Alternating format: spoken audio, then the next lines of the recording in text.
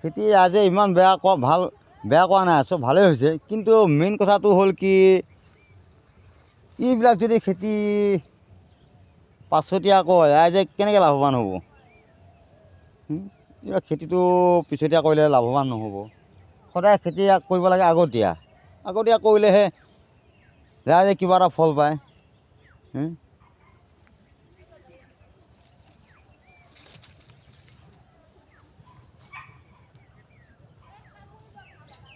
আৰু যদি ৰাইজে আগতীয়া খেতি কৰিব নোৱাৰে, তেতিয়াহ'লে ফলগতি কেনেকৈ হ'ব?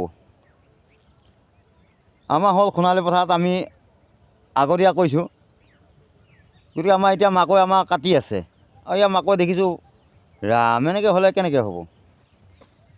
ৰাইজে ফল ইমান ভৰাব নোৱাৰিব নহয়। ইছ ৰাম ৰাম ৰাম ৰাম ৰাম ৰাম, এইবিলাক পুলি বেমাৰ লাগিছে, এনেকৈ নহ'ব নহয়।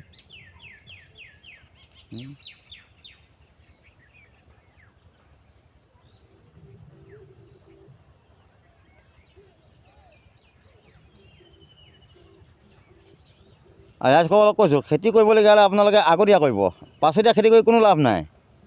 কাৰণ পিছতীয়া খেতি বহুত বেমাৰ পাতি বলে নোৱাৰিব আপোনালোকে, আৰু ফলটো নাপাব, টকা বেচি যাব, এনেকৈ নহয়।